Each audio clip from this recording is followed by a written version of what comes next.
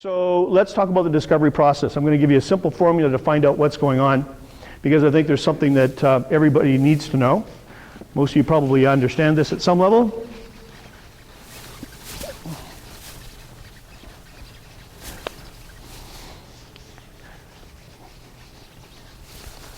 Discovery, okay? So whether you're in customer service, in sales, at any level, you have to find out what the client's motivation is, right? How do you do that so far? Throw out some ideas. How do you find out how they're motivated?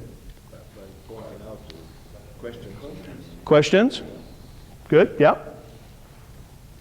Research, understanding about the company, making sure that your product's aligned with their business. Sure, so you make sure you got the right connection fit, right? So that's all your stuff right behind it. And how do you know if they're motivated to work with you? Attitude. Attitude, say more about that. What their attitude is towards you and towards whatever the situation is. Mm-hmm. So I get that, and I have something to add to that too. Yes, go ahead. When you start asking questions, when you're asking questions, you're trying to get information from them. Yep. That's your interest. When they start asking questions back of you, they become. Not necessarily so. When they're sharing their internal situation, their company. That's better. Yeah. You got to know that in a sales process, there's two things that establish leadership. Number one is whoever asks the question is a leader. So if I ask you a question, I'm now the leader. And if you get somebody trying to hijack your leadership, they're going to start drilling questions on you, and you got to know when to grab it back. Right? So you're asking questions. The other part of that is that when you're asking questions, you're establishing leadership, you got to talk about your process. If you have a process that gives them the best benefits that they can possibly have out of this whole arrangement of situation that you're going through, and you let them know that you have a process that you take people through to make sure it's an intelligent choice, and we cover all the variables and such, and you brand the process, or you apply a brand on it, they will actually give leadership to the process. Okay? If you've ever talked to a financial individual that said, sure, I've got to go through all my questionnaire, and I got to fill out all the forms, and I got to do the analysis, they've got 4 or 5 steps that they got to go through, that's a process. It keeps them on target, right? And what kind of process do you bring? Well, you usually probably have something that you're doing, and then you give a proposal, right? Okay? By you saying you have a process that you work through, and every single one of us do have a process already, you may not realize it, but it's a system. And how do I know that we all know about systems? Because you're all dressed today. And a system is nothing more than a series of steps that we go through. That's how we know we've got our clothes on in the right way. So when you have a system that takes you step by step by step by step by step, that's how you know you're getting in the right place. So it's really nothing more than saying, you know what, Mr. Buyer, Mrs. Buyer, I want to let you know that we have a step-by-step process here that'll help you make this implementation work, and it'll cover all the variables so you can get where you need to go in this project. So nothing's overlooked. Does that sound anything that's outside of reach right now? That's something we could say, right? Because you do have something you're already doing. You're not just winging it, are you? International symbol for confusion. I get that from my boys all the time. It's hilarious. So let me give you a little assessment. It's called a gap assessment. Gap. Number 1. Everybody wants something for a reason. You have a target market. You better know why they would want to work or change with you. So what are the top reasons that people want to come to you? Individuality. Quality, absolutely. Individuality, say more about that. Basically, everybody's selling the same product. Here we are, we're coming along with an equal to better product. They're individual, they're breaking out of the pack. So there's this feeling of being breaking out of the pack or an industry leader. Good one, right? You need to know the top 3. Does that make sense? And we could spend a couple weeks working on that, but you need to know what they really want at a heart level. Maybe it's that person that's making the decisions or taking you to the decision maker, and he wants the project to go well because he needs something that he can show off his skills at. And not in a bad show-off way or braggart kind of way, but more of a way of saying, this is what I'm capable of, give me more. Maybe he's looking for a success or she's looking for a success underneath their belt. That's what you're there for. But there's something emotional that they're looking for. It's called, their need. And it's not about the stuff of, it's usually at an emotional level. Now here's where we make our biggest mistake in selling. We skip this altogether and we start talking about our stuff. I actually have an exercise where I take people around and I give them something simple to sell and I tell them that they can't talk about the features. You want to look at confused people? Oh my goodness. Yeah, that's one you can add into. I'm sure these guys would love it if we had time. But when you think about not talking about the technical information around your business and you got to just talk about the benefit to the client, it's tough. But that's what your client needs to hear. They need to hear some of the technical stuff too, but they really want to know what's it going to do for me personally. Will it make me look better in the company? Will it give me what I want to do? Can I earn influence and credibility? So those are important. Number 2 is there's a reality. The reality is that they're using stuff already. And you've got to say to yourself, okay, they're using stuff. Is it creating what they want it to? Well, it might be giving them everything that they need. From a physical perspective, does the job okay, no big deal, nothing to it. You got to find out what the reality is. What have they tried before? Well, we tried making a switch before, it was chaos. Don't want to do that again. Or we got this problem on the line with the machine, with the vendor, with supply. Any of that sound familiar? There's a reality to what their experience is. So your questions need to be targeting the reality.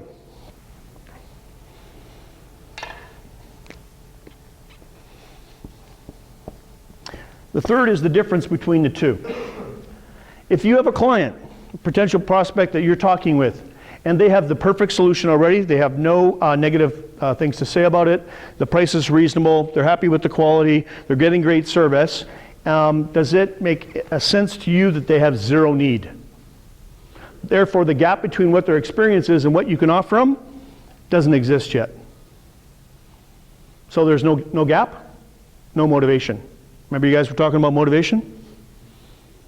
If their system just blew apart and they were down for 2 days, are they motivated? I see smiles on some faces like, oh, yeah, it's opportunity. Yeah. There's an old story that's it's been passed down. I've heard it many times. But there's a massive plant and they basically, every minute that the machine's down, it costs them $100,000. Okay? Big machine. So all of a sudden the machine goes down, the manager comes out, everybody's screaming and yelling, they're trying to figure out what's going on. They're checking everything that they know. They go through the procedural manual, can't find out what's going on. And so they're at wit's end and the manager says, phone somebody. So they phone in the expert from the company that actually manufactured the machine. So the expert comes in, he's there, and they say, fix it. So he listens to everything that they're telling him. This is what happened. So he walks over to the machine. He pulls up a panel, pulls out a small little screwdriver, sticks it in one little slot, and turns it about 10 degrees. Machine starts up, everybody's happy and excited. Whew. Saved a lot of money, right? I already lost a couple $1 million, but we're good to go. And he says, send me the invoice. So he writes out the invoice, he hands it to him. And the manager looks and he says, for $10,000? Are you serious? The guy's gasping. He says, rips it up. He says, give me a detailed description of what you did here. So he goes and he writes it out again, pulls out his invoice, writes it all out. And this is what he put on there. He said, for turning the screw, $1. For knowing which screw to turn, $9,999. That's what you bring to the table, the knowing how. It's not about the film, it's not about the product, it's not about the graphic, not about the stuff, it's about knowing what they want. So the gap assessment's critical. If you don't know the gap assessment, there's no motivation, don't bother going another step farther until you have motivation. You keep looking for motivation. That's your goal. Don't bother trying to get a proposal in. Don't bother trying to give them information. If you don't know that part of it, forget the rest, because anything you send them will be just you going through the motions, spending a lot of time, doing a lot of work for nothing. I had a client phone me up top of his industry, super salesperson. I don't think I've ever seen anybody with this much capacity. And he said to me, Rich, let's talk about this. So I said, let me ask you a series of questions. Sound familiar so far? I asked him all my discovery questions, and at the end of it, this is my analysis on his gap assessment. Oh my, I've never met anybody that performs at the level you do. So by all standards, I don't know if I can increase your performance with the normal technology that I use today. Tell me what it is you really need help with. And he said, yes, I'm a superstar. I've been at it for 20 years. He says, I do more, and he did literally about 4 or 5 people's work. Like, that's how much this guy sold. And he said, but you got to understand, Rich. He says, twice a year I crash and I burn. And he says, it's paying on my health, and if I could just stop the crash and burn, I'd make so much more money. And I said, how long are you out for? 3 months each time. He's working half the time, producing 5 times normal. And I said, okay. But I said, when does this happen? We found out he had a cycle. Remember that chart that we had here? He had a cycle, and I said, we're not going to beat the next cycle, so all we're going to do is learn from it. You're probably going to go into it, get your busy season, you're going to be hopping, and everything's going to happen. And I said, but we could do it on the next one. And lo and behold, if that is not what we did. I managed his expectations. We created a win. He came out of the first cycle, not too bad. The second cycle almost didn't even happen. It was a speed bump. He took a holiday and he was happier than all get out. I made him an extra, $250,000. That's how this works. You got to know what it is they want. Now, what do you do after that? Well, after you know how much this gap is, if you don't have a gap here, by the way, your job is to make one. And it could be perceived gap too. So you may have a superior product, they may have that, but you may need to increase their pain. You may need to talk to them about what happens, if this fails. What happens if that happens? What happens if this? Did you know that this takes place? What if we did this? We've taken care of that problem. How much sleep at night do you want to lose? You may need to seed ideas to get them kind of going in the right direction. Right? It's like the computer guy that said to me, oh yeah. He says, how old's your laptop? And I go, it's about 3.5, 4 years old. He goes, oh, any problems yet? And I go, no, it's working great. He goes, oh. He says, well, you may want to think about this. He says, I don't want to put a cloud on your day, but he says, most laptops are built to only last 3-4 years max, and then they crash and they wipe out the video card. And he says, then you spend $200 or $300 trying to get the material or the data off, right? And I'm like, oh, because that's just frustrating, right? And well, lo and behold, if that thing, we bought a new computer, gave that one, to my wife, and that thing crashed 3 months later, and I looked like a genius. It was awesome. Yet he made a sale. He did it because he knew the last thing that I wanted to do was actually spend all my time getting all the information off that computer. So your job is to build the gap if there is no gap. A strong gap means you've got a motivated individual in the process. Now, if you start with the person that's here in the organization structure, decision makers in a different place, you got to do it here, then you got to do it here, and you got to do it here, wherever you need to go. So you have to be extremely valuable at building their dream, building their motivation, and getting that gap really fine-tuned. Okay? Going forward faster than the gap is means that you're not connected to the client anymore, and you will lose them. And after you've spent 2 years trying to court them into a relationship, the last thing you want to do is lose them because, something's happened, right? From there, it's easy. Then you start talking about the benefits that you can bring to them. Notice I didn't say features and advantages because that will be a natural thing. I'm talking about what the gain is to them. What the gain is to them. We can make it easy. We can make it so you don't have to lose sleep at night. We can make it so that this looks like, it's the kind of thing that you want to have on your record as a success. We're looking forward to your success in this endeavor. That's the thing that you got to bring out in the benefits. And the better you can articulate that with people. How many people find that hard to talk to somebody about what they get out of this deal? If you're talking to your buyer, is it hard for you to talk about how the buyer is going to feel by using your service? It was in the beginning. Yeah. Getting easier, right? A little bit of practice goes a long way. Right? And that's very, very critical. That's the thing that makes the sale.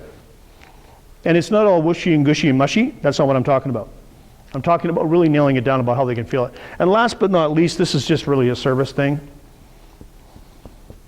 We always say close the deal. I'm saying open the contract or open the relationship. Why? Because if you're only going to close a deal, you'll always be hunting for the next deal. If you close a relationship, you're going to build long-term relationships that are going to build the company, make things last twice as long. They're not going to go anywhere else. You know, it'd be nice to have a couple of those 20-year clients under your belt. It's really nice to build a base. Just saying. Now, I'm all about working hard. I know you guys work hard. You know, I was listening to some of the stories about, you know, traveling, and I mean, you guys work hard, right? This is how you make it work smart. It's just the extra little bit that the professional champions are actually coming and doing that get them the next referral, that get them, you know, they're setting seeds so they've already got things figured out for the next time. That's that little part. That's how you find out if they're motivated.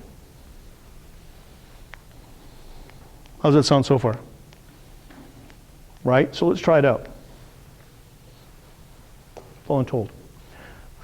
What would you like to do this year in business when it comes to sales? Got a number that you're kind of thinking of right now? Don't have to tell me. Yes. Okay. If you and I could work together and we could make that easy and we could get you another 30%, would that be interesting? Yes. Okay. And there's probably a few things that'll hold you back from getting, you know, that kind of happening.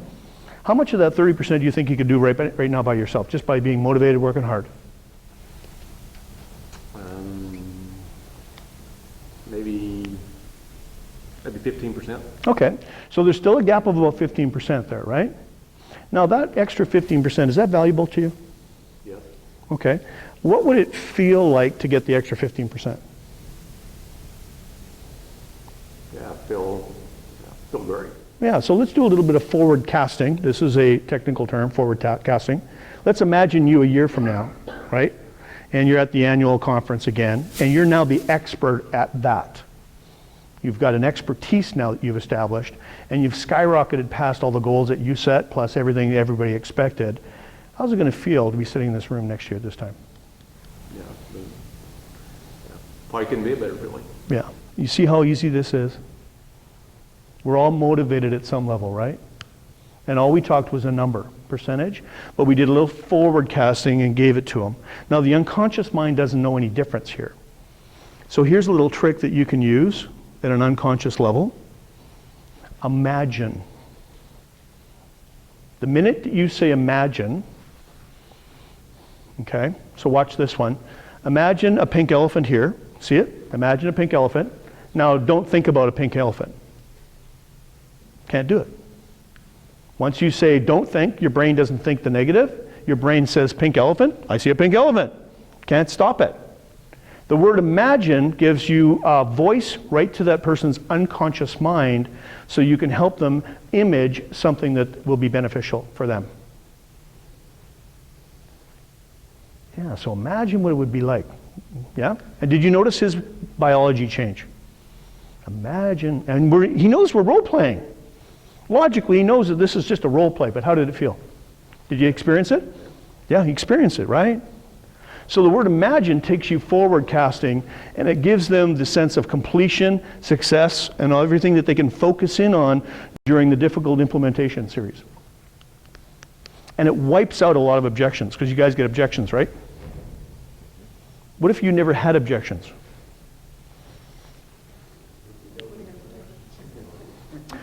That'd be all easy. Everybody could do it. You know, you're always going to have some objections. They're always good. But using this technique, right, allows you to dream big. It allows the client to look past all the I'm scared about and don't want to do this because of, and all the internal resistance, and gets them to a place where they're focused in the future where it's already a success. And that's critical for everybody's success. Future casting, right there. Okay? So how are we doing for questions? Can you see that working for a motivator? This is good. This is no good. We're getting hot in here. What's the best thing you could do with this thing? At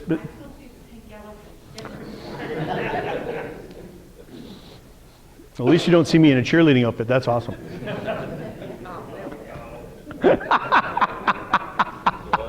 Changed everything, hey? Notice I said, notice you didn't, you're not going to see me in this? And you already had that visual? It's like, oh. How about the proper steps in maintaining that customer past the 2-year level? What we have found, from my own personal experience and working with my clients, is that you have to celebrate the wins all the way through the process.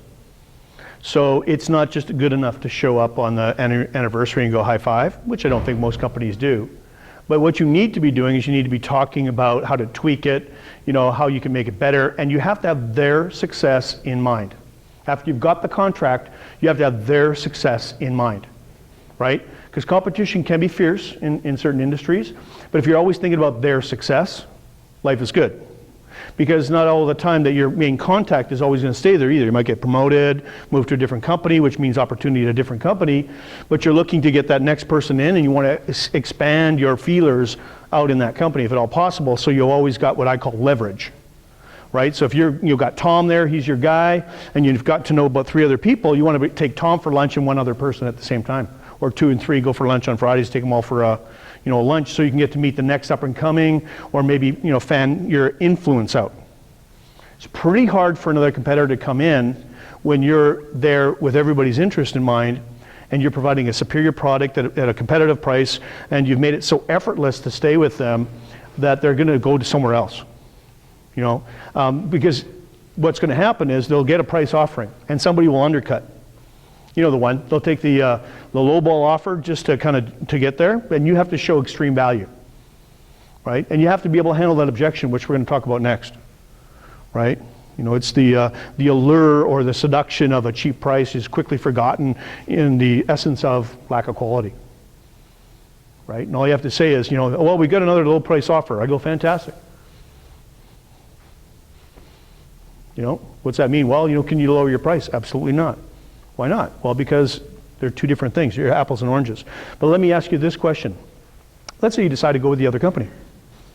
That'd be honest, and that'd be complete. How would it look if you were trying to save a few nickels and it cost you a couple extra dollars because of the quality? So you got a proven system here that's working. You go to an unproven system, it's a huge risk. Are you ready for that risk? What would it be like a year from now if you made the switch and you came back to us? How would that affect your position? How would it affect you? How would you feel about that? Right? People get it. They get it. Safe and secure is most what people are after. They want you to be honest, though. Because there is history in different industries where people get the deal and then the prices go up, right? It's kind of the bait and switch mentality. And if they have that kind of feeling, then you want to turn around and make sure that that's not what the value is. And you've got to do your best. I just recently had a client that left. She was coming from another competitor, came to me because she wasn't getting satisfaction over here. So she came to me, and we worked for a year, got her unstuck, got everything moving again. She was feeling great. And then she said, well, I think I can save $150 a month by going back to that other company. And my answer was, go for it. And she said, what? And I said, you came to me because you weren't getting what you wanted there before. Now you're talking to me about going back. And the thing that I know for a fact is you're going to get back there again, and you're going to be back to see me again.